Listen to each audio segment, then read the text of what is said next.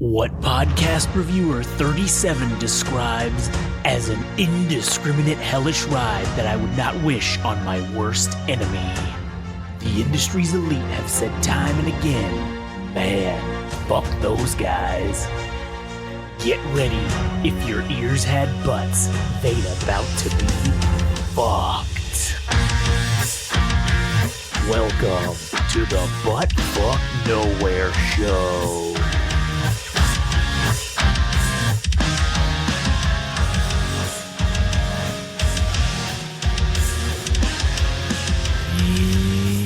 Yep. That's right. It's time once again. Episode 19 of the world famous, or perhaps world infamous, Butt Fuck Nowhere Show. As always, I'm Josh. I'm here with Adam. Howdy. And today, this is BFN the Conspiracy Theory episode. It wasn't enough for a CUP, so we put it on the BFN. Yeah, we didn't think we had a discussion. We decided that it probably wasn't relevant enough to be on the CUP. So we decided the BFN show was where it's at. So fuck it.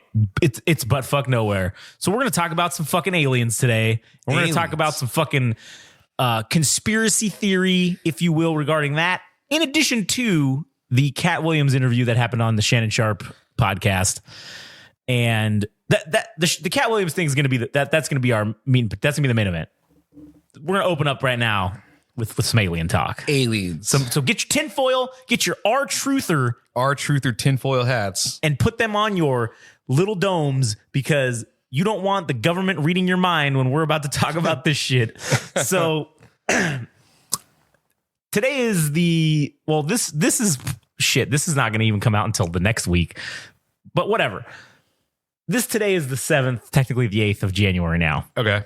So a couple days ago, there was this incident in Miami, in Florida, where there was this huge fucking response, this huge, massive police response. I mean, there were probably 60, 70 police cars there, at least, just in that one section of that video that already excessive. Yes, excessive for whatever could have been going on. So no one knows what's happening. There's literally no idea what's going on. And so it comes out a little while later.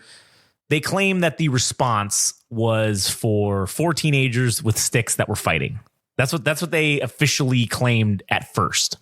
That's why they responded with such force. And they need 100 cop cars for that. For fucking four dickheads beating each other with sticks in the mall. Okay, is it this mall in Florida? So, maybe if they're minorities, it makes sense. I mean, yeah, I guess like that does make sense, right? Because that's what they do. We got a code brown. All right, go ahead. So the internet had people posting a bunch of shit. Now, obviously, yes, you got to take the internet with a grain of salt. However,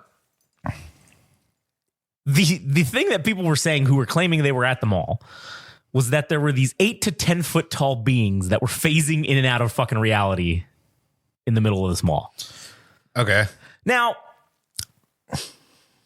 other reports and evidence has been shown that not about these 8 beings, but in regards to the response that happened, it was confirmed that the scanners, the police, like all their radio traffic, they took it off. Like you couldn't listen to it. Now, normally in a police and fire and medical, those services, you can go online and you can listen to the scanners. It's public information. It's almost public radio, for lack of a better term. Their communications are public knowledge.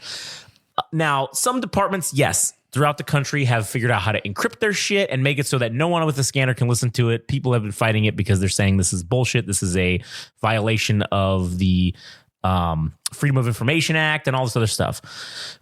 But regardless, the Miami Police Department is not one of those that has that block that you can listen to their shit.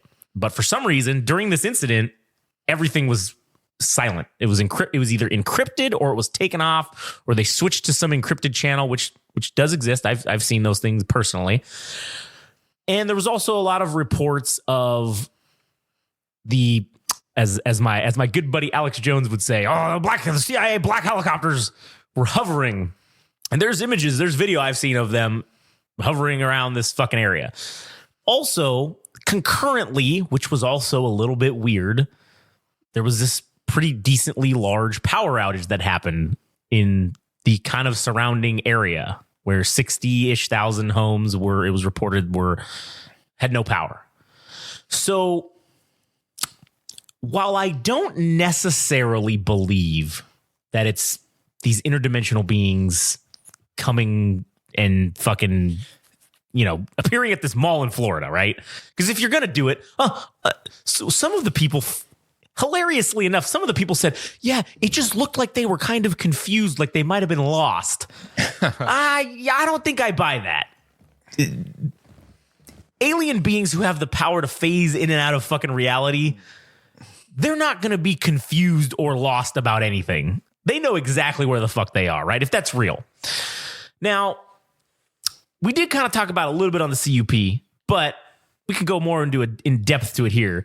But in regards to this event, I have a feeling that it's likely the Project Bluebeam, quote unquote, which for those of you that don't know, Project Bluebeam is this secret government program which is essentially designed to utilize hologram or holographic technology to basically fake an alien invasion. Or so a Watchmen scenario where there is a existential threat to humanity. Well, I guess in our case, it would be the United States. Right. Or maybe even to the rest of the world to get them to... So we all get on the same page. Yeah, so we all unite, right? So we all go under the same banner and say, hey, we got to fight these aliens. How unoriginal. It is very unoriginal, but I do think that's a genius plan because think about it. If we as a country are threatened, right, with our existence being taken out, if you want to stop whatever's about to happen, if you can make a convincing video or a compelling evidence that these alien things are real and they're here and they're hostile, everything would cease. The world would cease to function as it currently functions because all resources, all knowledge, everything would be going towards how are we going to fight these aliens so that humanity doesn't get wiped out. So if, let's say, the Chinese or the Russians or whoever was attacking us fake this alien invasion. All out the window. And all that stops because they go, oh, shit. These aliens are going to fuck our shit up. We need to calm down and we need to get on the same page and we need to fight these fucking aliens. It's like Independence Day, but the problem is, man, it's like why aren't we already all on the same page to begin with? I know there's things in the Bible about Babylon being the tower being built to God. Yeah. So that we could, what was it that they were trying to speak to God or get on his level? Mm-hmm. Yeah. And then the languages were created to break us up and to divide us. Divide us, right? And it's been that way. I'm not saying that the Bible should be taking at face value. I mean, whether you believe or not, that's up to you.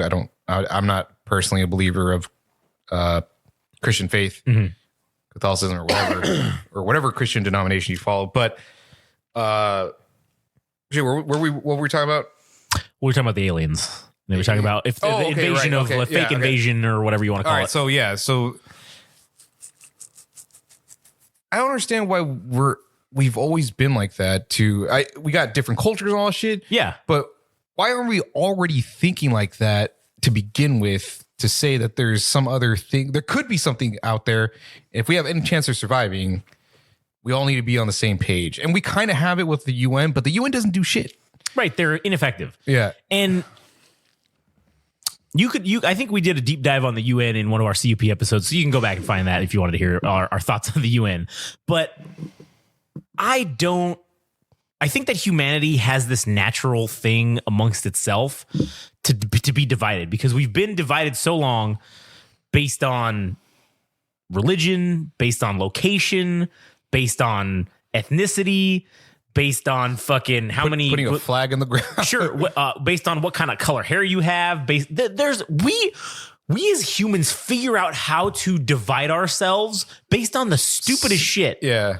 you know, you wear blue? Oh, shit, you son of a bitch. You son of a bitch. Red. Yeah, I hate you, you bastard.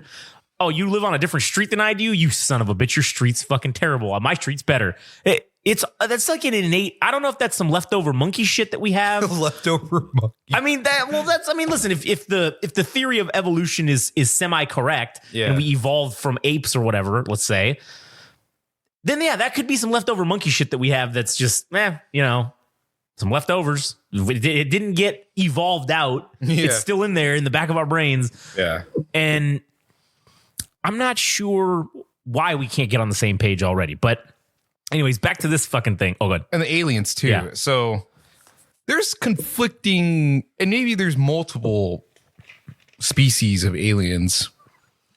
Because what we've heard from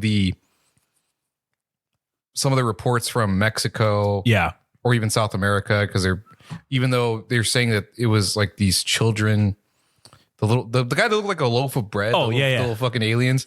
But they're saying it's actually children or whatever. Mm-hmm. Is that, well, at least from what we heard previously, is that they're 3 feet tall and they're very much what we expect, like the ET shaped alien creatures. And to hear that they're 8 foot, 6 foot, 8 feet tall or whatever, something to that effect. Yeah. That already, I already have doubts about aliens. I mean, not to say that they don't exist, but they haven't appeared yet.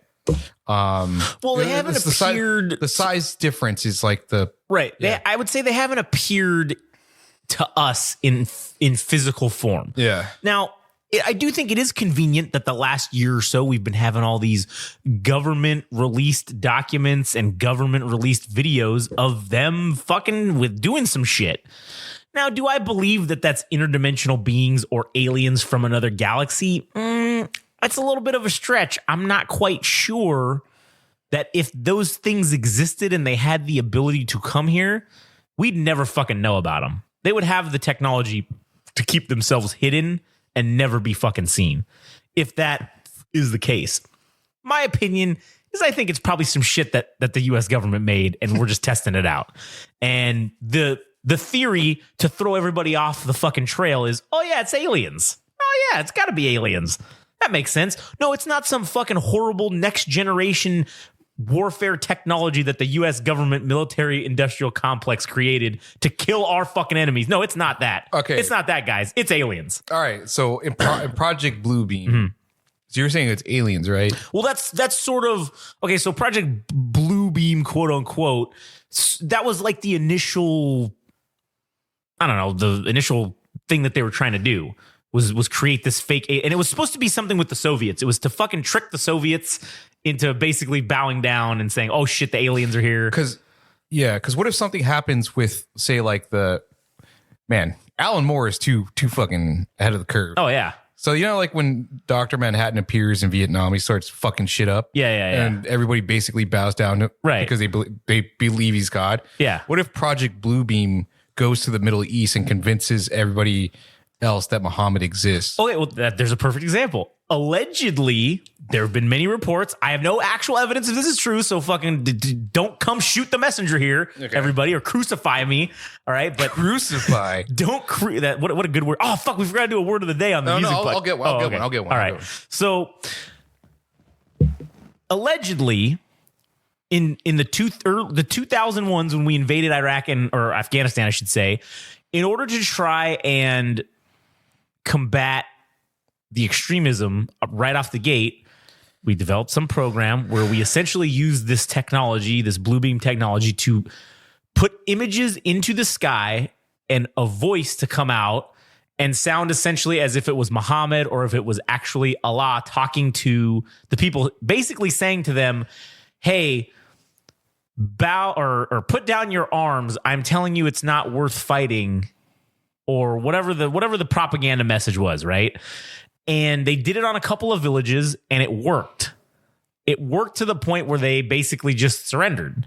And I don't think this was something that they necessarily expected would work, but if that technology existed 20 years ago, I can only imagine what it's gone and looked like now. And we're seeing it in commercial application. And so one of the things is a lot of the military industrial complex shit that is made 20 or 10, 20, 30 years later, you then start to see it come out into the public forum.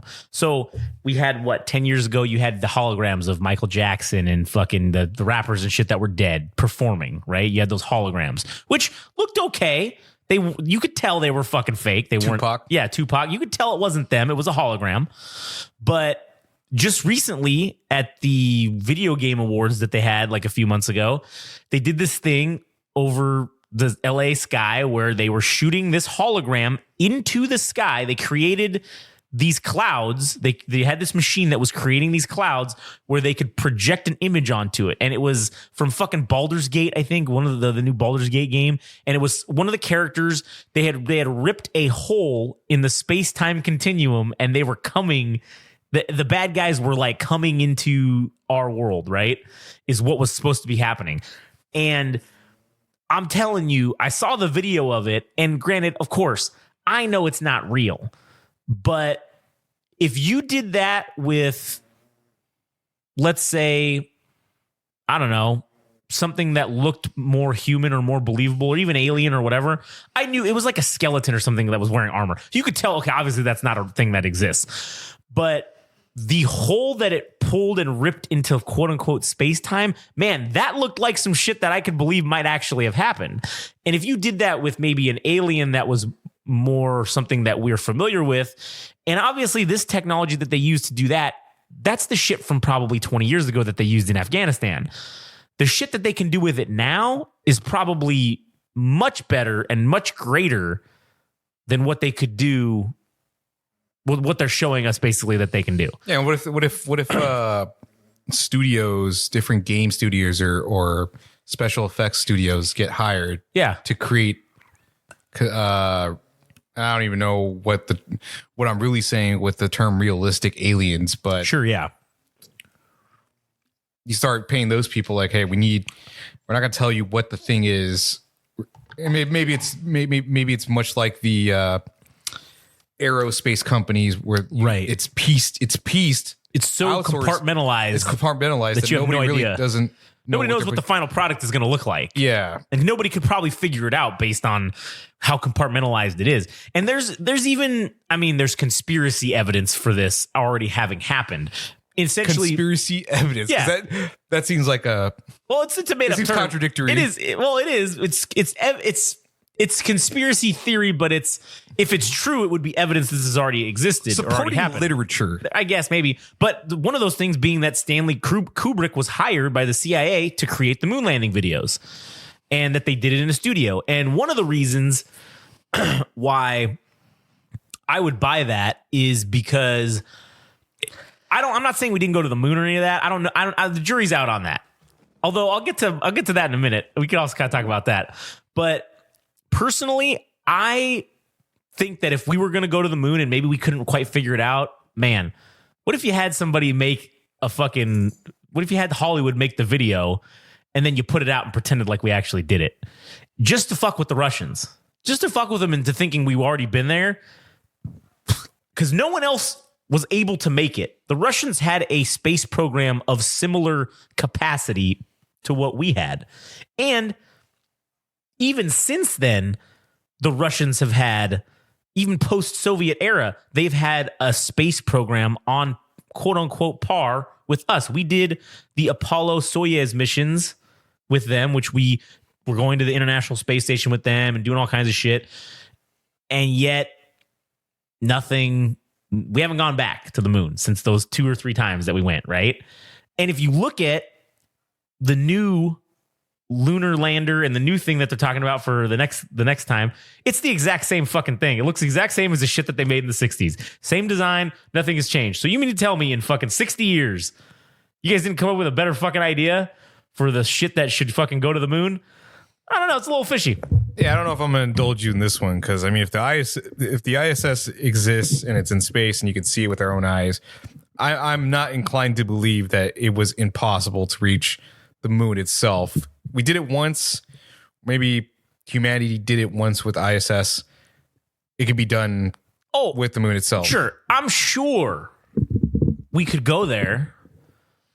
But even if we would have gone, that's what I'm saying about this whole the moon footage. Even if we went, I don't think that we would ever show anybody what the real fucking actual footage was. We would have just said, hey, let's fake some shit, and then we'll put that out to the public and let them see it. But I don't think that they would be down to let anybody see what the moon was actually like, to actually see it and have it out there. Because then if you've made this image of what the moon is and you've put that out there in pop culture for years, and then another country tries to go there and realizes, oh shit, this is nothing like what they fucking said, and oh man, this is way worse or way harsher or way whatever, and our shit's not good and we're gonna die. You know what I'm saying? Like maybe that's what they were trying to do. I don't know. All right, but so back to the project. Oh, go ahead. I just wanted to quickly say something. Yeah. It is strange thinking about, this was during the 1960s that space race happened and everything, right? Right, yeah. So it is weird to think that 60 years ago was the 1880s, I think, right? If I'm doing the math right. Wait, 60 years previous to that? 60 years previous. So would have been the 1900s. Yeah, the 1900s. So 60 years ago was the 60s, and it was 1963, right? Was 60 years ago. Oh, 60. Oh, the night. Yeah, 64. Right. Why did I say the 1880s? I don't know where I and came so over then that. 60 years prior to that would have been like 1904. Yeah, so the 1900s, right? So the very beginning. I mean, you know the shit that we were doing back then, dude? Trains and horseback. We had barely fucking had, carriages, and we had no flight capability. I'm sure coal was kind of like the trains. Steam was the main fuel, I guess, for travel. But yeah, it's just strange thinking about what a fucking jump in technology to go 6 decades, dude. 6 decades, and we accomplished going into space. That's so wild to think about. Yeah, that is visiting another. I mean, it's not another planet, but visiting another, reaching the stars. Yeah, and it's also crazy to think that in 60 years since then we haven't done it once. It's also weird to think about. I'm just saying. So, back to this Project Bluebeam thing. I don't know. Maybe this was some weird technology shit they were fucking around with and wanted to see what would happen. And they said, hey, let's put it at this fucking crowded ass mall in Miami. Or maybe it was fucking teenagers with fireworks, or maybe it was something more nefarious than that. Maybe it was someone trying to pull some sort of a terrorist attack and it was failed miserably. And they're like, shit, let's just keep this under wraps and let's just not tell anybody. Could be that too. I don't think that it was fucking kids putting off fireworks or doing whatever. For 100 cops, that seems too much. It seems too abundant. And they were also there for quite some time. And so I think once they they figured it out fairly quickly that this wasn't any kind of a shooting. And okay, for that argument, we've seen these shooting things happen where people thought there was a shooting and they reported it, and then all these cops show up as an active shooter. A, there were never really that many there to begin with, and B, within 30 minutes they figured out that there was no shooting, and then they cleared out, and that was the end of it. They were here for like several hours, so it's just very strange. The power outage thing, I wonder if that was. Again, we don't know what the thing was, but I wonder if it was to simplify the problem. Yeah. To take electricity out of the equation so that whatever was going on, it's like, oh, these people couldn't hide they couldn't hide in a store because the doors are operated electrically. So you shut all the possible options of where they could hide. So maybe they would just be limited to the main. It's not a hall, but the main. What do you know what I'm getting at? Is it the halls? Yeah, I guess it would be the halls, right? Yeah. Well, see, that's the thing though. When you have those electronic locks and shit that are hooked up to the power, their default is when the power goes out is to unlock, so people don't get trapped inside. Oh. So it's the opposite. Yeah, it's the opposite. It unlocks itself when the power's cut, so that, like I said, you can get out, like those indoor locks. Because otherwise, if it was stuck in the locked position, you'd be like, oh fuck. Well, yeah, I guess that would be the argument maybe for, like, if there was a fire, and it cut the power. you unlock everything. So everything unlocks. Yeah. Otherwise, you just be condemning everyone to die. Yeah. So I thought maybe it'd be to keep them in place. And maybe since they're in the dark, they can't really do shit. Also, I don't think the power to the mall actually got cut. It was the whole entire surrounding area was where the power got cut. Okay. So for some reason, who knows if it was intentional? And listen, it just could have been coincidence. Maybe. I don't know if I believe that, but maybe. Let's assume that it was. Then, man, there was a lot of weird coincidences that happened during this whole fucking thing. And what appeared in the sky? What aircrafts? Well, there were these Black Hawk helicopters that were just hovering over. Which now, when did those appear? When's the occasion when those appear? Supposedly, right after that's when people started noticing them. Was right after this incident started. No, but I mean, in context to other things that have happened, like shooting incidences that have been. I've never heard that once being reported that there's a Black Hawk helicopters flying over these active shooter possible scenarios.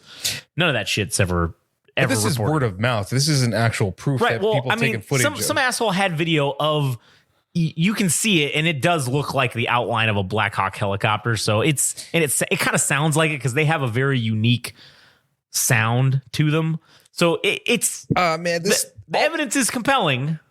Although, again, this is the one thing that sucks about the alien thing in general is with all this technology we have, right? We have a 4K phone in our fucking pocket. Yeah. How come all we get is grainy ass, shitty fucking footage? Why can't we get some aliens in 4K? My iPhone can do it. Your Android phone can do it. Even in signs, dude. Even in signs when you see that alien walking in Brazil, and it's just kind of like it looks like a Yeti. Yeah. It looks like a Yeti walking. Yeah. I don't know, man. I hate the fact that all this hinges upon people's anecdotes and shitty footage. Because, that'd be great if somebody said, this was actually a Black Hawk, and it's evident that it is, in fact, that with the footage that they captured. And then for the alien shit, dude, how can you bring that up and not have any goddamn proof of what they look like? I know. Who's fucking saying this? Yeah. Who's making this shit up? Now, could it also be the government using aliens to cover up something else that might have happened there? Yeah. Did something else legitimate and real actually happen? And they're just like, oh shit, we definitely can't let anybody know about this.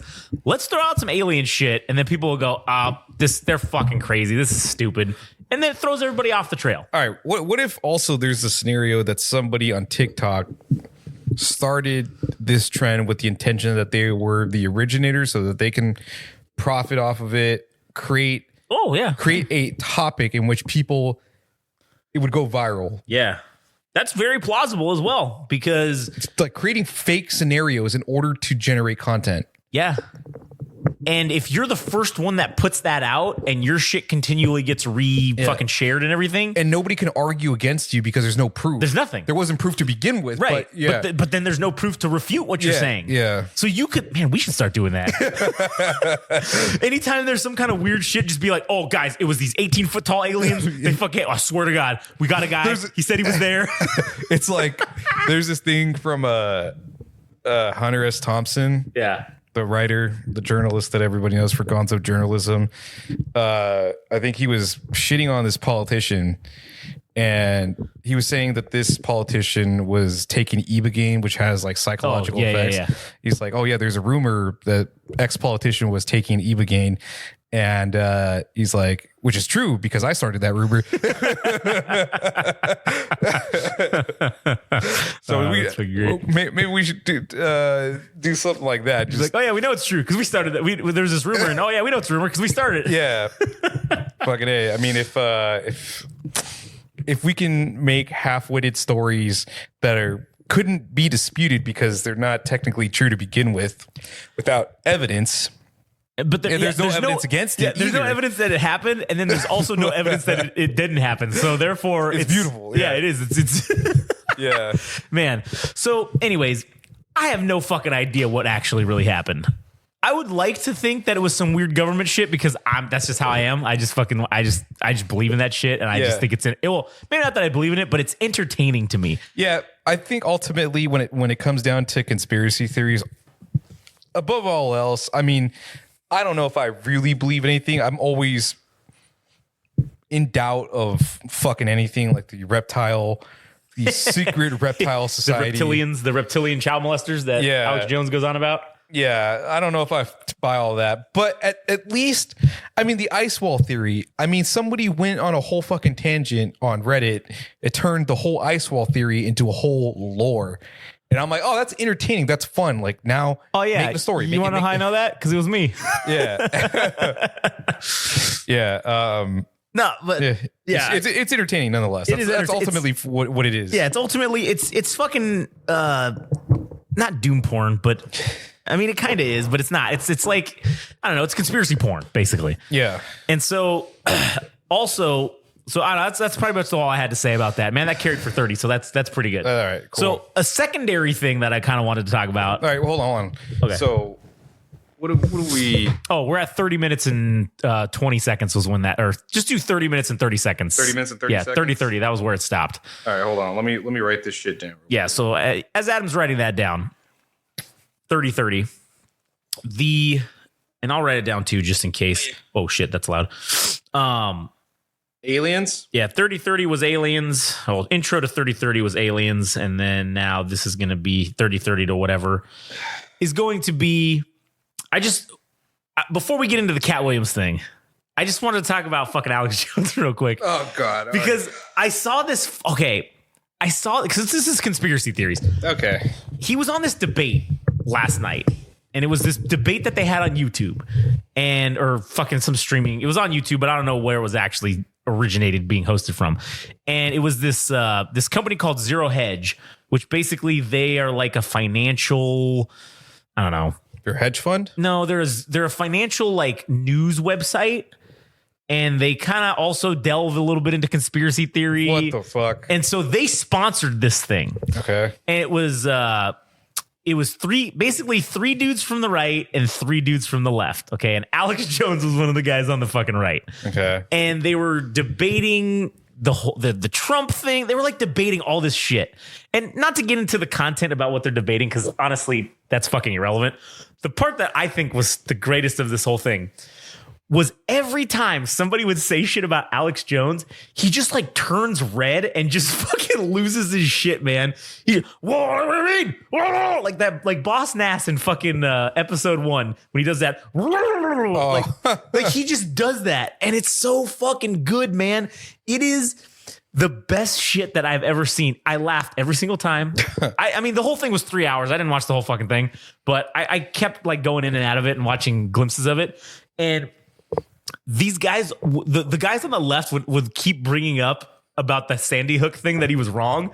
And he said something, I guess, in the deposition. He said this one line where he said, it was like I was in a psychosis or something to that effect. And he just keeps going like, God damn it, why the fuck do you keep bringing this up? You know, like, and then he keeps talking about it. It was just so funny, man. And then the one dude that was on his team, I think his name was Glenn Greenwald.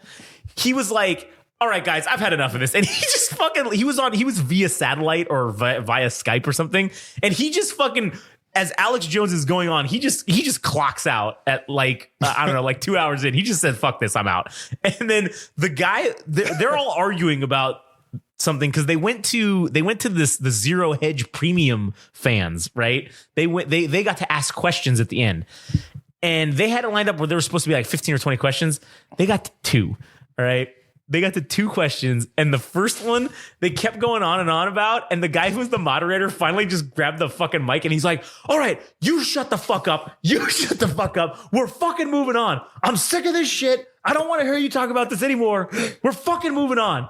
And I thought, man, that's how you take control of the room right there, okay? That guy he did his job.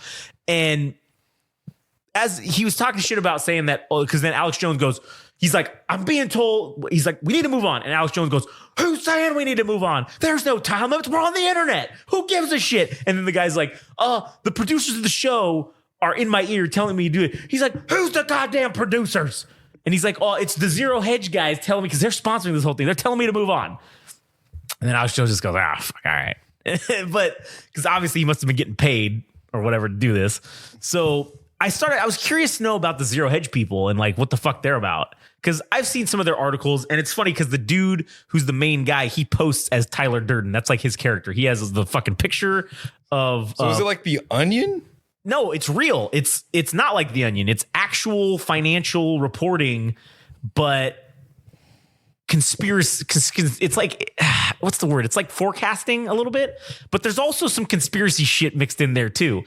And so the guy who runs it, he actually, I think he's Bulgarian, and he worked in the financial sector for fucking many years, right? And so I kind of thought, damn, Alex Jones, man, you talk all this shit about the Illuminati. You are on fucking somebody who's got to be in the Illuminati's fucking show, man.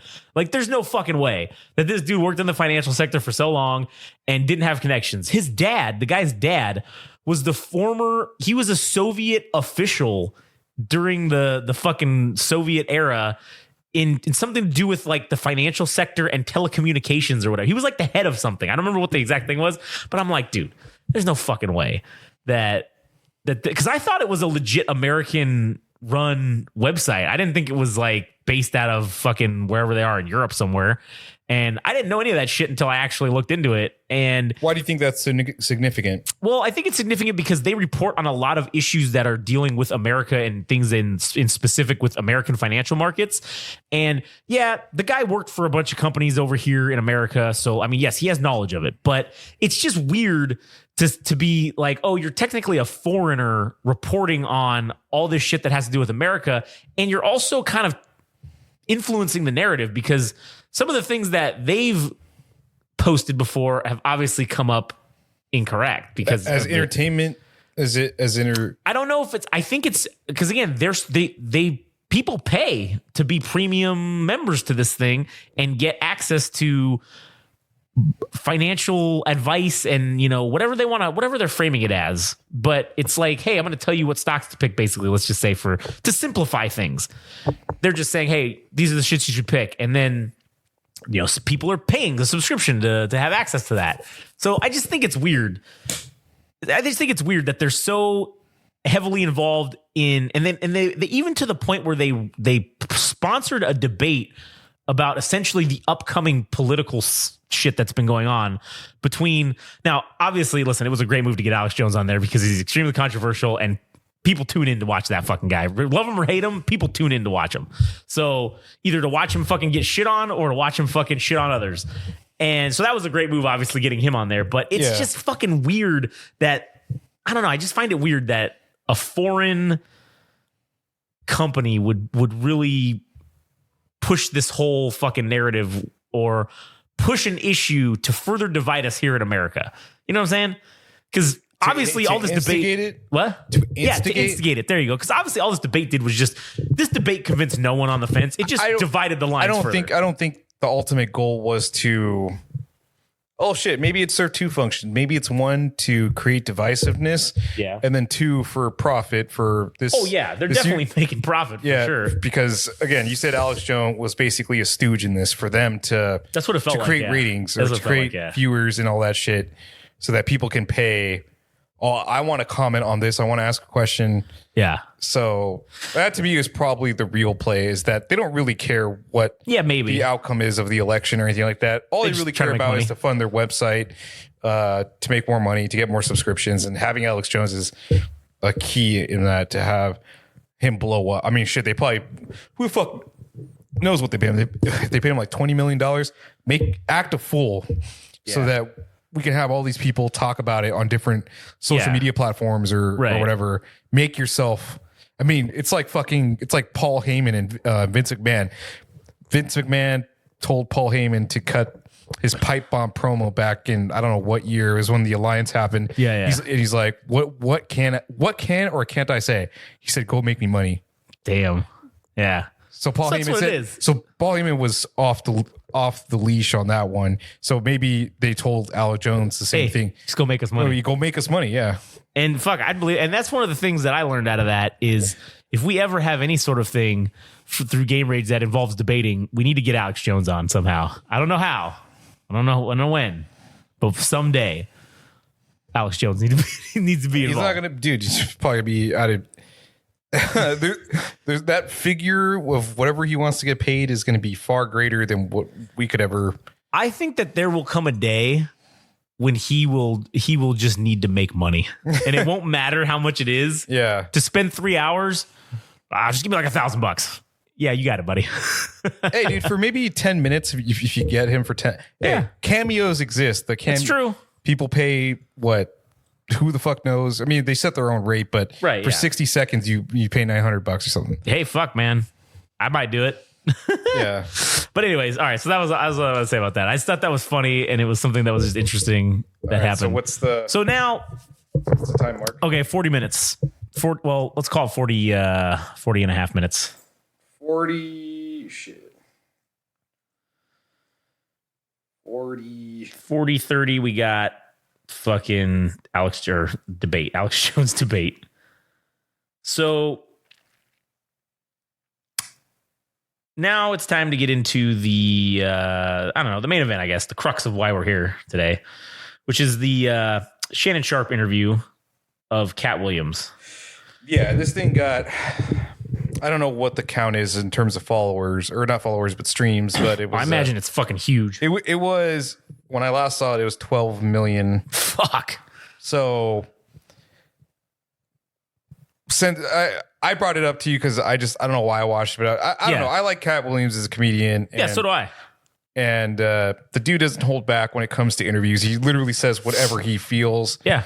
And I kind of respect that. So a lot of people have brought up, he got jumped by a minor because he got in a scuffle with a minor. Yeah. And I think that's a point of ridicule for people to say, why the fuck would I listen to Katt Williams? And he's been arrested for, I think, possession of a unregistered weapon and public drunkenness and a bunch of other shit. But yeah, I mean, again, I just like what Katt Williams has to say, and that's why I watched. So what did you think about it? I mean, I enjoyed it. I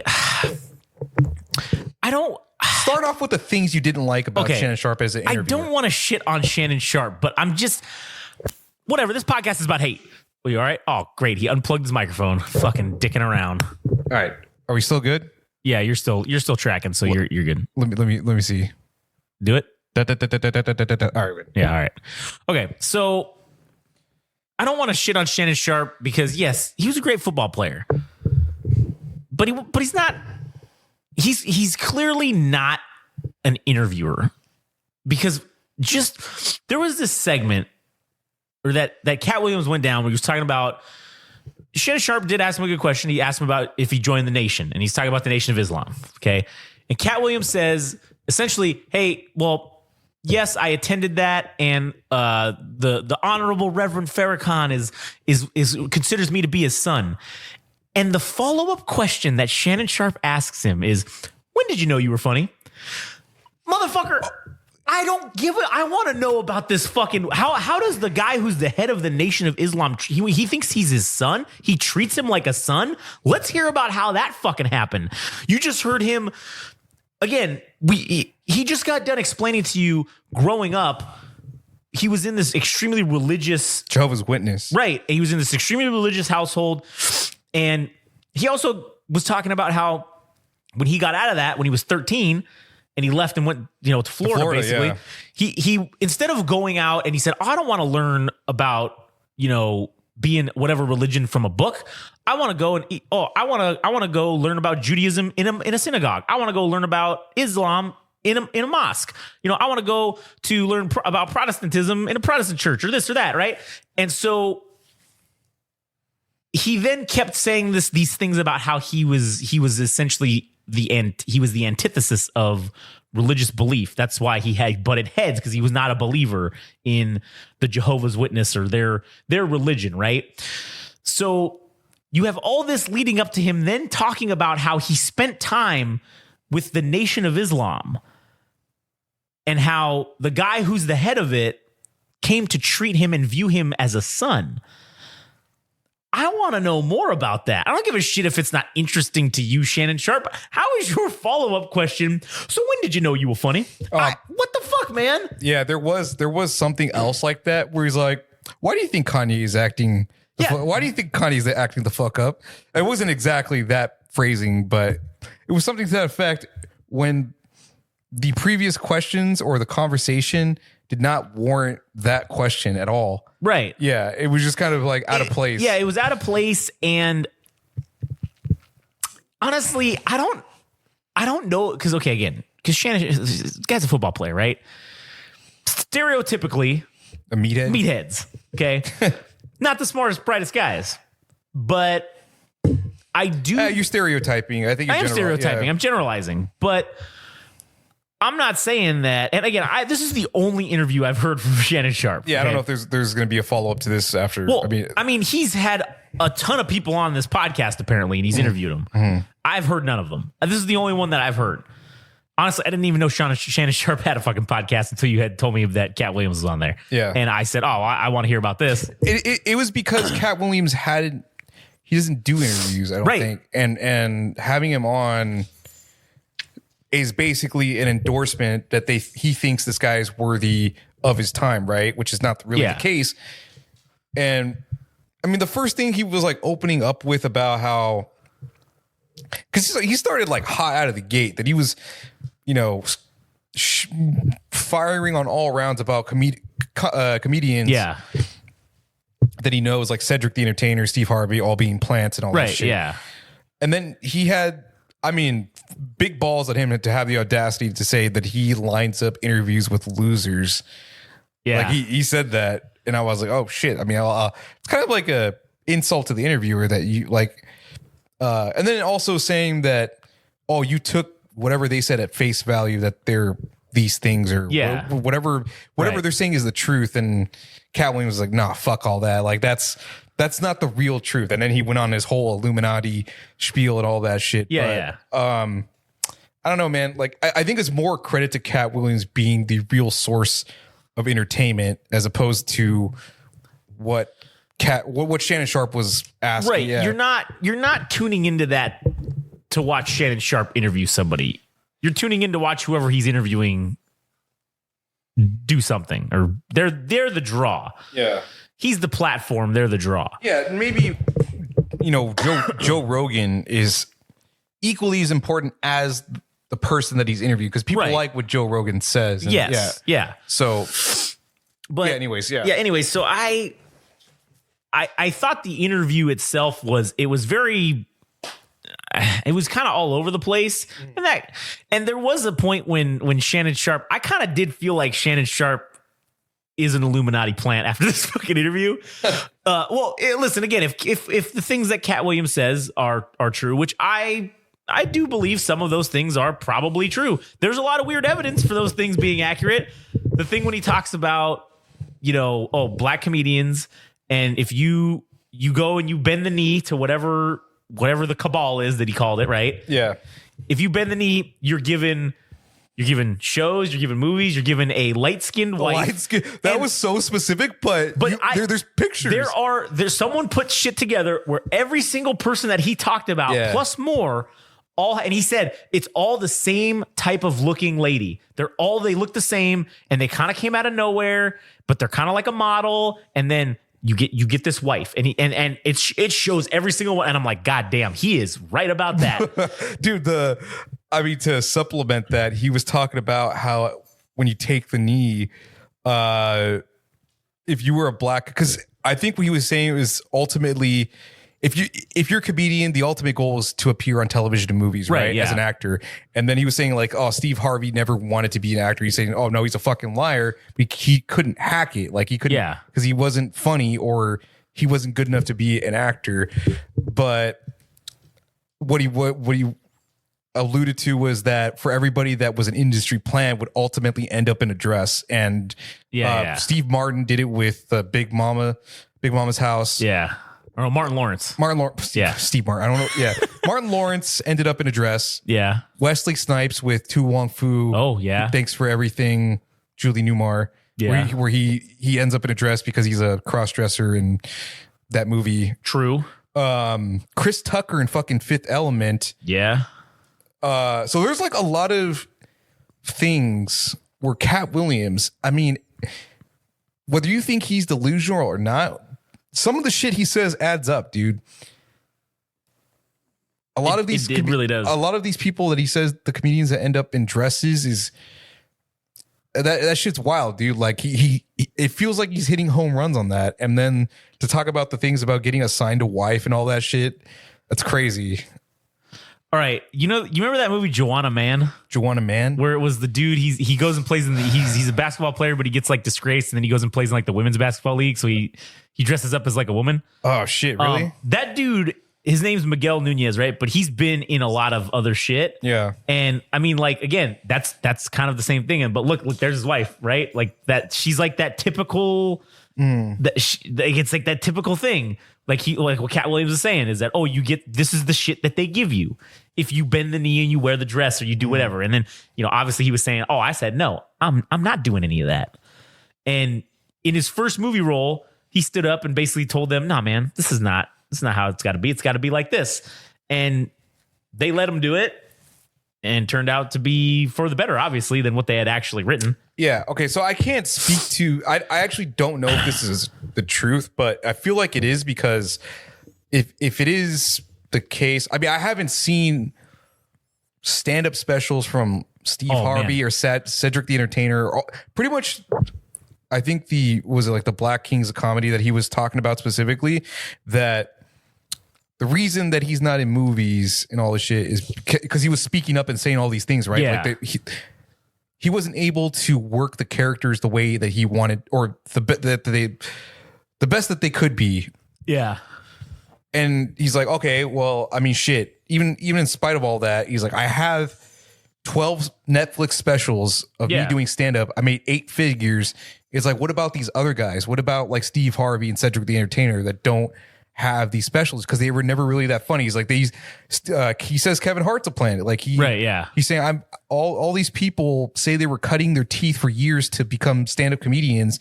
He's like, I never saw fucking any of them doing that shit like I was. Like I mean, that dude can't be a fucking liar. I mean, he said he came up with the fucking Slickback character from the pimp named Slickback from Oklahoma, like that he was hanging out with all these people. And I'm like, dude, how can you argue against that if that motherfucker was emancipated at 13 years old and just traveling the country and putting ideas together for jokes or even characters for like Money Mike for Friday After Next. Yeah. And you can't fake that. You can't make that shit up. You can't make that shit up. Like at some basic level, when it comes to creativity, you're imitating life, right? So like, so there has to be truth to what he says, I think. Oh, I think for sure there's truth to what he says. And there's a point in the thing when Shannon Sharpe tells him, oh, I think we got to get you to stop drinking some. Like he's saying that, oh, you're drinking too much because you're saying too many things. Yeah. That was my first indication that I felt like someone is in his ear telling him like, don't go that route. Yeah. And Katt Williams is like, nah, fuck that. We're doing this. And then they did this sequence or it wasn't a sequence, but it was this line of questioning about something to do with equality. And Shannon Sharpe basically said, because it was him, it was when Wanda Sykes went after him or whatever. Oh, right. And he says, oh, well, now you probably had to handle that with kid gloves, right? And he says, well, what do you mean? And he says, well, because, it's a woman. And he says, oh, so it sounds like you are a fan of inequality. So you're saying that we shouldn't be treating them equally. And then Shannon Sharpe starts going down this road where he's really saying some shit he probably is going to regret saying. Yeah. And then Katt Williams says, you know what? I think you have had too many of these. And he pulls the thing back. It's like, oh man, that's so good. It's kind of true though, because if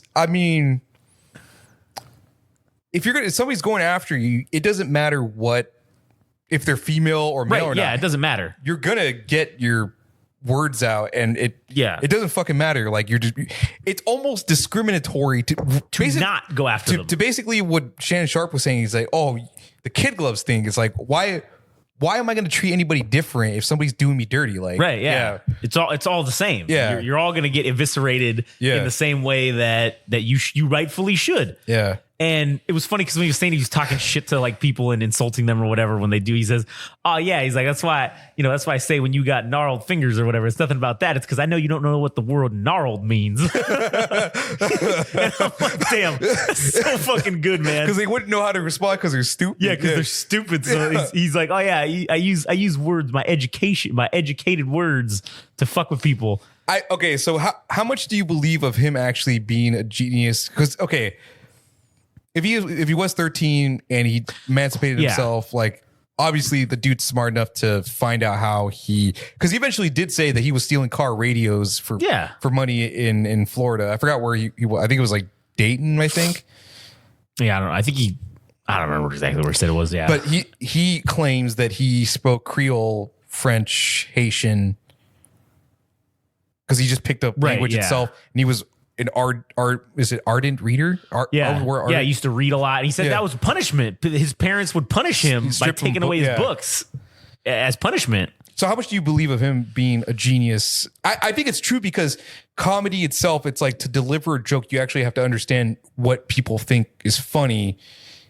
And I don't think you can be stupid and be a successful comedian. I don't think that's yes, you can be a comedian and be stupid, but I don't think you can be a good, successful comedian if you're a fucking idiot. You can play an oaf, but you can't be an oaf. Right. Well, because that's funny. At that point, you're the court jester. Yeah. But if you don't understand, your shit's going to fade eventually because you don't get it. You don't understand why it's funny. Yeah. So therefore, you're just going to keep doing the same old shit until it's no longer funny. And then the king says off with your head because he's bored with you. Yeah. But if you understand why something is funny, you can replicate it in different ways and you can make everything funny at that point. Yeah.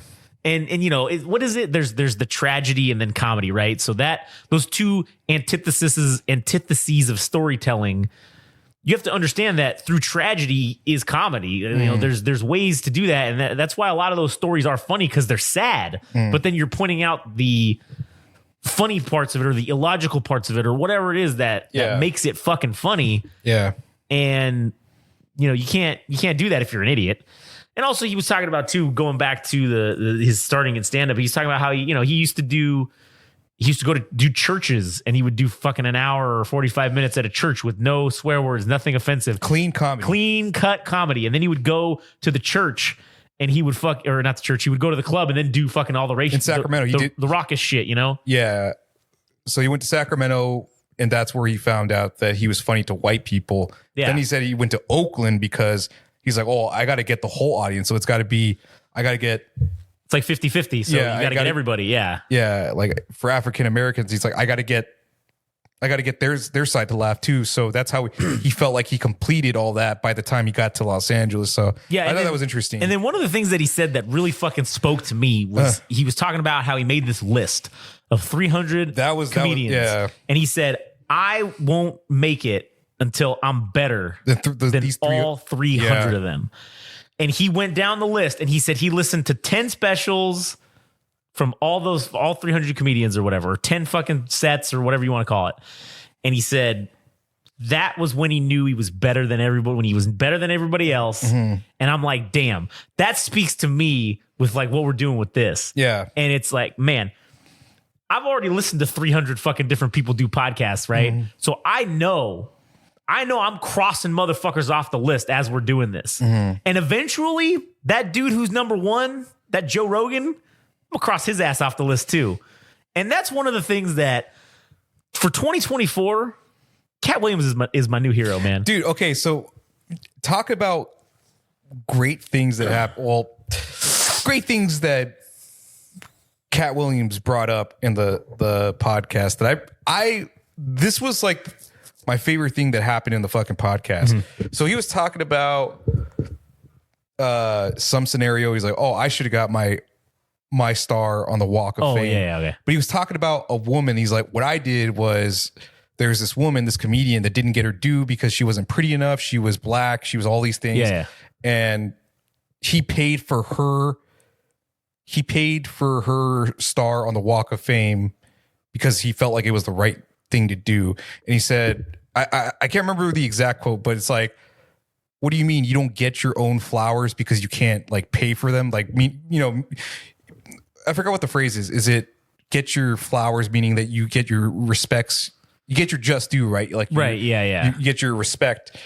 That she wouldn't get her respect until she had the money. He's like, no, that is not what was going to happen. There's no way this woman would die and not get her flowers. So I did it for her because God sent somebody like me, a fool or whatever, to do that for her. Yeah. And I'm like, oh, that's really cool. So I don't know why I sat on that moment. I clipped it because you can make clips on YouTube. Yeah. So I saved it. I'm thinking everybody's gonna get their due, their respect paid to them because somebody else is gonna do it for them eventually. Like the right person will come along to pay your respects, or for you to get the respect that you deserved ultimately. And like Katt Williams doing that for somebody else. I don't know why, but that shit stood out to me. And maybe it's not so much about ourselves, but if I had to think of a specific example, is us interviewing Lana Mac for I was thinking, dude, I almost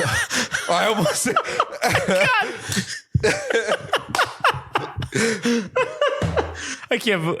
I stopped myself short, but that's funny. Yeah, I didn't mean it in that sense. But I know. You meant it like this woman lovingly. Yeah, in a term of endearment. Yeah. So this woman, what an asshole, has been working in the music industry for 5 years, right? Yeah. Or actually, I don't know what the number is. Yeah. Let's just say for a significant amount of time. Yeah. So in all this time, there hasn't been a publication or something that has written an article about her for all because we got to learn a lot of shit about her. Yeah, we did. What she did. And she, like I said, she was able to do something with Fiona Apple, an artist that won a Grammy in 2020 for her album called Fetch the Bolt Cutters. We got to hear how she got involved with that. And it's like, okay, we are giving her flowers, and we shouldn't even be the fucking people that have done it in the first place. It should have been like her coworkers, or maybe some fucking publication that covers people in the music industry that are not artists, like that covers managers or people that work on the record label side. She hasn't gotten her flowers, and we did it, and we're not even the people that should be fucking doing it. Yeah, we're definitely not the people that. So I don't know, like just thinking about that made me when Katt Williams was talking about giving flowers to somebody, that has long passed, that the right people come along for giving the respects paid to them eventually. Yeah.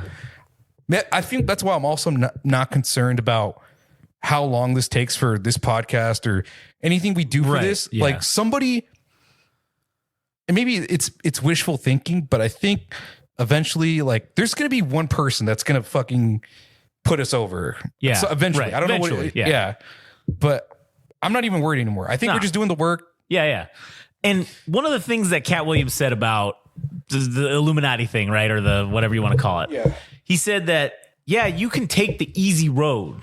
You can take their money. You can take their fucking cars. You can take their fucking shows that they're going to give you. You can take all that and you can go on easy mode. And if you do like me and you say no, you can still get there. It's just going to be a harder road for you to travel. Yeah. And that's kind of where I look at with us. I apply that to us, right? Like, we're not going to go ahead, and I'm not just going to take some Hollywood asshole's fucking money or some fucking corporation's money to get us there, because then we would have to proverbially bend the knee, right? And not be able to do the things we want to do and not be able to do it how we want. And that's how you know he wasn't bought. Like, he's not bought because he literally said anything and everything he wanted to. And Shannon Sharpe, I'm not to indulge people to believe that there's an Illuminati or whatever, but there was times where Shannon Sharpe halted the conversation. And that it was because he's like, oh shit, they ain't gonna like this. He's like, oh shit, we have FanDuel or whatever whatever he was talking shit about. He's like, oh man, I can't do that. Yeah. It's like, it's not respectful to my sponsors or whatever. That's who he bows down to anyways. Right. And that's one of the things that if ever we were to say get a sponsor, right? Let's just say whoever it would be, I would just be making it very fucking clear to them that we're not, we'll put you over, but we're not going to avoid topics. We're not going to avoid anything. And if that's not cool with you, don't give us this fucking money, because we're not stopping for anyone. We're not changing for anyone for any amount of fucking money, because we'll get there eventually without all that. And it's going to suck and it's going to be harder and it's going to take longer, but to me, I think it's ultimately better than essentially cheating and taking the PEDs or whatever. Because that's the analogy he kept using with Shannon Sharpe was, well, you're not going to let these assholes who take PEDs come into the same conversation as somebody who did it on their own. And he's like, that's what it is. I'm the guy who did it on my own. You can't put my name. You can't put someone else's name who took PEDs in the same conversation as me. So these guys who took this money and took the deal, you can't even put them in the same level of greatness as I am, because they did it on steroids, basically. Yeah. And I mean, it's true, dude. Like, the guy's funny as fuck, right? So nobody is going to get in the ring with him in a verbal exchange because they know they're going to. I don't know what the outcome was of the Wanda Sykes feud with Katt Williams, but I have a feeling the motherfucker annihilated her. Oh, yeah. I'm sure he did. For him to say all these things about, Steve Harvey or Cedric the Entertainer or whoever else, and he also said something about Bernie Mac, because he said something like they didn't think he was like television friendly, or because of his appearance, or maybe it was his comedy stylings. Yeah. But he was also giving his flowers to Bernie Mac, because without him, none of this would be And that's the thing too, is I think what he was kind of alluding to is that whole Kings of Comedy deal, because it was a work. Well, but it was Cedric the Entertainer, Steve Harvey, it was DL Hughley, and it was Bernie Mac, right? Those were the four guys. Yeah. And I don't think. Oh, he said he also gave his flowers to DL Hughley, and that was the thing, is where I think that they figured out, okay, we have to have 50% of these guys be actual fucking comedians, and so I think that's what they did, is they took the two guys that they were like, well, we don't really think these guys are maybe viable. We'll give them some of this shit, but we're not going to give them the same shit that the other two are, because we want the other two, because again, they're, commercially friendly, or whatever you want to call it. I mean, yeah, look at Steve Harvey, man. He's had daytime talk shows. He's fucking host Family Feud. He's done all this shit, been in all these movies, had TV shows. Same thing, Cedric the Entertainer, same deal. DL Hughley, he got a little bit of that. Bernie Mac got a little bit of that. But to the level of those two guys, absolutely no fucking way. And it's because, well, Bernie Mac's obviously, he's dead, but he wasn't that friendly, TV viable fucking personality, I guess. And so that's why they gave him the minimum required donation, or whatever you want to call it, right? They gave him the minimum requirement to get him to go along with this horse shit of putting this tour together so that they could fucking get these other guys and then shoot them to the moon, shoot the other two guys to the moon, which is basically what happened, Yeah. And it was funny with Katt Williams saying about how he fucking Cedric the Entertainer stole his joke and just changed it up a little bit and made it the space shuttle instead of. That's the only thing he said he changed, was the space shuttle. Everything else was which I think the joke was something to the effect of like what it would be like if black people were, piloting the space shuttle. And then he did the same exact bit that Katt Williams did, but he just made it the space shuttle instead, and then said, "Oh, yeah, that's good enough." And then and then that was the other thing. Cedric the Entertainer gave him an award or something for that joke, and Katt was like, "Man, how you gonna give a dude who stole you stole his joke and you're gonna give him the award? Yeah, that doesn't even make sense." And so then, because Shannon Sharpe was asking about, "Oh, did you receive that award or whatever?" And he was like, "No." He's like, "I didn't accept. I didn't take that." Yeah. I'm like, "Yeah, good. That's funny."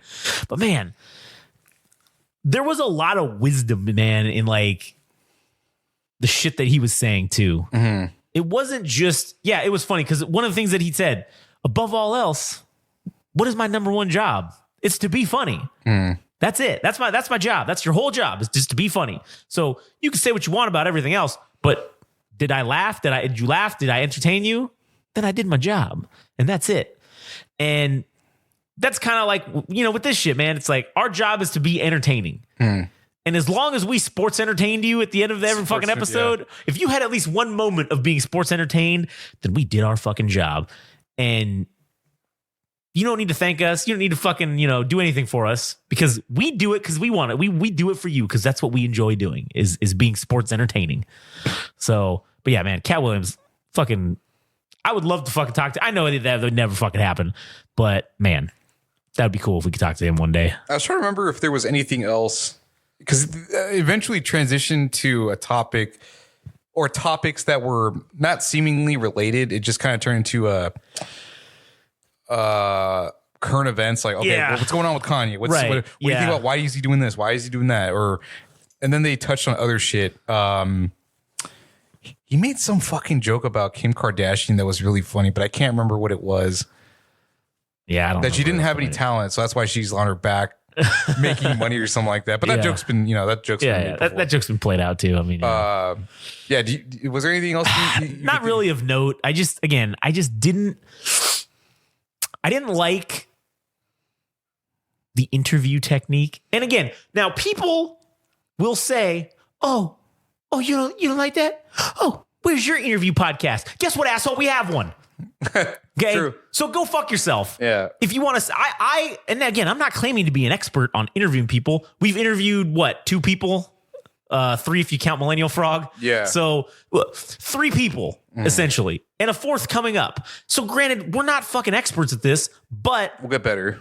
I feel like that first fucking interview we did, or not that was like the second interview technically, we did with friend of the show, Lana Mac. I feel like that was a pretty goddamn good interview, and I feel like it was way better on our end than what other interviewers do on their end. I felt like it was more coherent. It was more relevant, because some of the shit that he was saying was also just kind of irrelevant to what they were talking about. Like, again, with the whole I can't get over that fucking thing with the Nation of Islam, and then the follow up question is, when did you know you were funny? And I'm just like, you think you're funny too? oh yeah, it was like, do you think you're funny, or when did you think you were funny? And then, Katt Williams looks at him with visible confusion, and then answers the question. But I would have just been like, man, what the fuck are you talking about? Did you not listen to anything I just fucking said? Okay. There's one thing I have to talk about as far as like the Illuminati thing. All right. So as far as the topic of taking shortcuts to get where you want to, whether it's being at the top of the comedian world or some shit like that, if you took shortcuts, like, you're going to get exposed eventually, right? Right, yeah. So I do have like a bit of an anecdote story, and it was just something I was listening to. So I went out to this event at this place called Bar Lubitsch, and I forget where the fuck it's at. It's in LA somewhere. And the people there, it was for the show. There was a few people there from the show called The Voice, which is like, I've heard of it. It's like it's not a karaoke show, but it's like everybody sings, does covers, right? And then they get voted on. Yeah, to like move on. It's like a game show, kind of, right? You can win money and record deals and shit, right? Yeah, kind of. I think ultimately it's money. I don't know what. You don't get like what other shit happens after that. But I was listening to this conversation. There was a few people from The Voice itself, and they were friends with the person hosting the night of music. Right? Are they people that are, without obviously naming names, but were they people that were background people of The Voice, or are they like producers, or like what? No, these were contestants. Oh, so they were on the show. Yeah, and I used to know their name because I looked it up. Yeah. I looked up who they fucking were and what season they were on. Yeah. And it was true. So they were saying they thought by going this route, by going on television, that everything would be solved in a one go, that they can go on the show, make the money, they could make music the way they would want to. And then it ended up being that because they didn't win, that The Voice, whatever their contracts have, is that they can't do certain things. They have to do like these stupid cruise tours. Oh shit, man. So they had to do dumb shit like that. Yeah. And whatever music they owned is like obviously belongs to them. So they basically lose their identity. Like whatever music they're creating or whatever they do, they basically sold their soul. Yeah. By signing this contract with The Voice or whatever.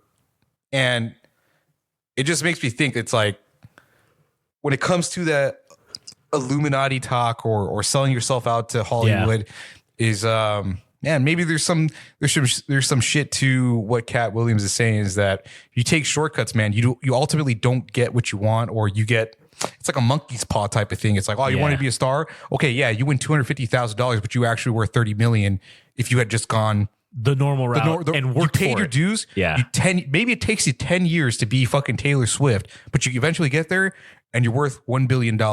Yeah, but The Voice is telling you you're worth $250,000 right now. We control basically your entire future. Yeah, and you work, and if you don't win the contest, you're gonna fucking perform on or these cruise tours for the rest of your days. You might play a performance. I mean, it was a thing back then to perform at malls. And yeah. So That's ultimately what she got. And she's like, fuck, dude, I'm fucked. Like, this is my end of my music career. Unless I create like a new identity and all that shit.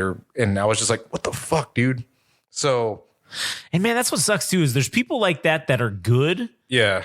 That could make it on their own, but then they didn't want to find out if they wanted to cut their teeth and find out. Yeah. Well, now when you're on the tail end of this horse shit, now you got to go back to square one and start all over, because you can't be you anymore. You got to be someone else to move on, because they own you. They own your current persona. So you got to turn into somebody else. You got to come up with a new name, and then you got to start from scratch, basically. And that sucks, man. That does suck. So I think there is some weight to him talking about some of these comedians like ended up on television that they probably gave up something. And if he's saying that if they were ending up in dresses, they were being humiliated to do things like he even talked about the Dave Chappelle thing. Yeah. And I don't know, because I don't know if you remember back then, but they were talking about, I think he specifically talked about saying like for $50 million, you're going to do whatever we tell you, which is nothing short of putting on a dress or whatever. And I think part of the dispute also was that for $50 million, like they were going to make like $1 billion. And he said, he said, I want 150 billion or 150 million is like what I think is what my due is. Yeah. Like, yeah. So I don't know, man. Just interesting shit that he brought up in the podcast. It was like an array of things. I mean, maybe it was kind of disjointed in like what some of the questions were asked, but I mean, Katt Williams himself, I thought was like great as far as like storytelling of his own personal life. And I mean, even taking jabs at Shannon Sharpe and saying that he fucking is interviewing fucking losers and he's like questioning his skills. But it's like, why did you hop on too? Why did you hop on too if you knew you were gonna like kind of butt heads somewhat? Because he doesn't do interviews and he's getting interviewed on a podcast that somebody just like started out doing as opposed to like hopping on Joe Rogan. Because he probably doesn't respect Joe Rogan if he didn't want to. I mean, honestly, he probably should go on Joe Rogan. That probably would have been the place to go, because you're going to at least get something decent. Like Katt Williams had said on the things, like, man, I'm not here to push nothing. I don't have any. I'm not going to tell you to go. I got a new special out. I got nothing going on right now to hawk. I don't got to hawk my goods. I'm here to fucking just tell the truth. Yeah. And honestly, I think that would have probably been much better received on someone like Joe Rogan. Yeah. But he went on Shannon Sharpe's. So and maybe because Shannon Sharpe had Cedric the Entertainer and what's his name, Steve Harvey on, and that's what he was directly refuting. Was so those people who heard that shit on there directly would now hear it directly from the other side of that, from the other angle, and so that's probably why he chose to do that. Because I mean, that's probably what I would have done. Granted, you could go on a bigger platform being Joe Rogan, but maybe Joe Rogan doesn't give a shit about Katt Williams. I mean, he is a comedian. And I mean, Joe Rogan likes comedians, so I'm sure he probably would have been like, oh, yeah, sure. But then again, I also don't know if Joe Rogan is a fucking Illuminati member now, because he got $100 million from Spotify for 10 years, man. Fuck, that's like insane for a podcast. Yeah. Spotify I'm telling you right now, Spotify will go out of business because of this deal. It's possible. They laid off a bunch of people, and I'm sure that paying him $100 million didn't help. No, it definitely didn't. So it's like, I don't even know how they're going to recoup their. I don't think you could recoup that. How could you recoup $100 million in advertising or even subscriptions? Because if like people, yeah. Okay. What is it? $5 a month?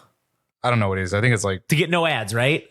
I don't know what it is. Yeah. Oh, well, maybe it's $7.99. It's $7.99 or $9.99. It's got to be at least $10 a month now to recoup that. To get $100 million, man. Yeah. Fuck, that's a lot. You would need 10 million people to subscribe to your shit. Yeah. And that's if half the country uses iTunes or Spotify's not even the number one. Not even iTunes. I mean Apple Music or whatever the fuck. Because guess what? Joe Rogan's exclusively on Spotify, but I mean, is that a reason to pay $10 a month? No, and you can get clips of it on YouTube. Yeah, you can get chopped up versions of like the most important parts of an interview from Joe Rogan. Yeah, I think you can get the full interview on. Right. Or you just do like I do, and you don't pay $10 a month, and you just listen to it with some commercials every once in a while. Yeah. Well, when I listen to it, if he's got somebody interesting on that I want to hear about. Yeah. So I don't know, man. It's fucking crazy. This whole thing's fucking insane. And I don't know about it. But I will say that Katt Williams is entertaining as fuck, and I would love to talk to the guy. You got any other thoughts on?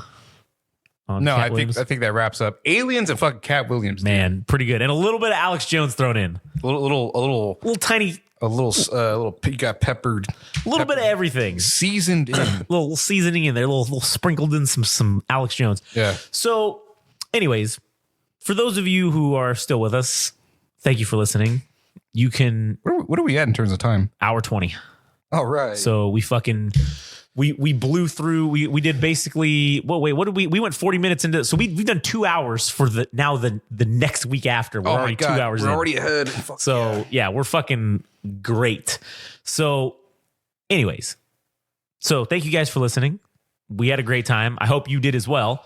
If you did, maybe go hit us up on the Twitter or whatever. You'll hear it after this. It's in the bumper music. You know how you guys keep us out of the Illuminati is if you pay us much like a Twitch subscription or donations through PayPal. When we eventually get to that level and you decide we're worth your money, you guys just donate to us and we don't have to take any sponsors if you're willing to support us. That's how you fucking keep us out of putting on ads in the podcast themselves. Built-in ads to just to inside baseball before we go. I'm already getting fucking emails from fucking RSS and stuff pushing me to click the monetization button so that they can throw in ads because they're like, hey, you guys have some numbers. We sure would like to put some ads in front of you. Yeah. But here's the thing. They don't tell me how much we're going to get up off the bat. It's going to be cents. And to me, that's not fucking worth it. Yeah. To interrupt the show and have people listen to fucking ads. Yeah. I think the model going forward is if we get to the point where enough people are listening. I mean, I can't expect you guys to throw around money so whimsically because, I mean, shit, it is hard times for a lot of people and all that stuff. But, I mean, it would be nice to get a buck or two thrown so that we don't have to take sponsors and all that shit. Yeah. So everything remains ad free. Yeah. And my hopeful goal is that we don't have to ever take fucking sponsors. We don't ever have to take any ads and that we can just keep this shit for free. And the people eventually, when we get to, I would like to put up an OnlyFans and that's how people can subscribe and pay money because they don't take the OnlyFans is pretty reasonable with their percentages that they take. So, I feel like, hey, you go subscribe to our OnlyFans, whatever, you're not gonna get butthole pictures, but you'll get exclusive content. You'll get exclusive podcasts that we'll do just for people who pay to subscribe. And here's the other thing. I will never ask for a donation. I will never ask for something for free. If you want to support us, when we have the merch is going to hopefully come up for sale sometime this year. So when the merch goes up, buy a shirt, buy a hat, buy a fucking hoodie, buy socks, whatever the fuck it is we have that has the name on it or the logo. Support us that way. If we ever get people that quote unquote subscribe to get the exclusive episodes every month. If you pay $1 or whatever the number is, every fucking month you'll get at least one fucking episode. You get an hour, a minimum of an hour of content, right? Like that's I want to give you something for the money that you're giving us. Yes, it will be reciprocated. Yeah, it's an even exchange. Really, It's still uneven because you're going to get way more for your buck than you would get from anywhere else. I'm not I'm not gonna burn myself. Well, no. Yeah. What I'm saying is, okay, for $1 a month to get an hour of exclusive audio. Yeah, I mean that's way more bang. That's $1 an hour. That's like $1 an hour. Yeah, right. That is $1 an hour. That's nothing. And then you get all the other free shit on top of that. So, anyways, I guess that's my old man rant for this fucking episode. So thank you again. The word of the day. Oh yeah, we forgot the word of the day. What time is it? It's 1:23. Let's go to the word of the day. Yeah. What is it? What was the time? 1 hour and 23. I'm writing it down. All right. Okay. Cool. So I actually don't know how to pronounce this word. I'm actually going to have the pre-built-in speech woman bot voice. Oh man, I should have hooked it up to the Bluetooth and we could have fucking played it right on the thing. Yeah, I actually don't know how to. It's largesse. Largesse. Largesse. Largesse. Okay. What was the definition, please? All right, hold on. Largesse. Largesse. Right. Okay. Okay, largesse. Generosity of spirit or attitude. It is a noun. Okay. It is spelled Largess. Largesse. Noun, definition, generosity of spirit or attitude. So the example in which it's used, despite her humble beginnings, the politician displayed an incredible largesse by sponsoring scholarships for underprivileged students. The other example given, the artist's largesse was displayed in his willingness to share her creative process with others, inspiring a new generation of painters. So again, it is generosity of spirit or attitude. So, oh god, we're gonna fall into the Katt Williams pitfall that we're too stupid to understand a word, and we're gonna be insulted, but we're so stupid that we can't rebuttal it. Yeah, because we're stupid. Well, this is what we're trying to avoid. All right, we're trying to avoid not getting the runaround for when Katt Williams eventually comes on the show and let's us interview him, and when he insults us, we will understand and be able to respond. Yeah. All right, that's the reason we're doing this now. So largesse. So to use that in a sentence of my own creation, Game Rage magazine would show largesse is not. That's redundant. This sounds redundant in sound, but Game Rage magazine showed largesse by taking in underprivileged podcasters and helping them get equipment and helping them get off the ground.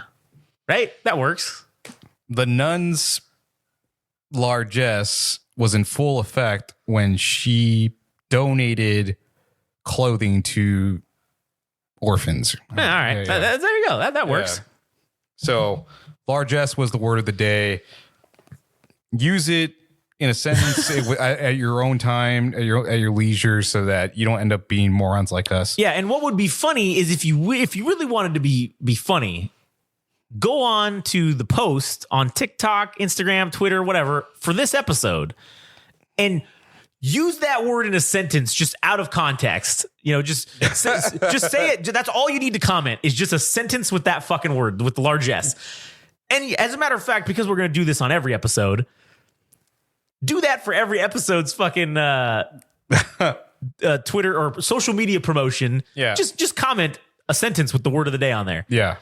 And maybe, you know what? That's how we do the giveaway. One of these days when we do the giveaway, it'll be that.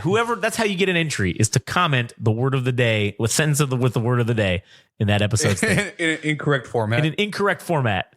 I mean, you can do it correctly too. Which is easy because, I mean, fuck. And then we could read them live on here and just fucking be hilarious to see how stupid people can be. Yeah. All right. Well, so anyways, thank you again for listening. And I guess I had a great time. Hopefully you did too. And give your balls a tug, as Adam would say, and fucking enjoy your week.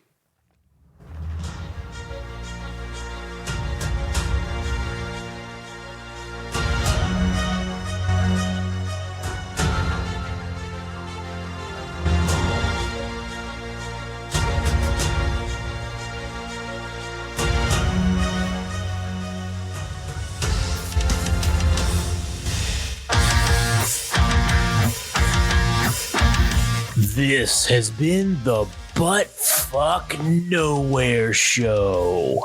Thanks for listening. Don't forget, subscribe and like on Instagram and TikTok at Game Rage Magazine.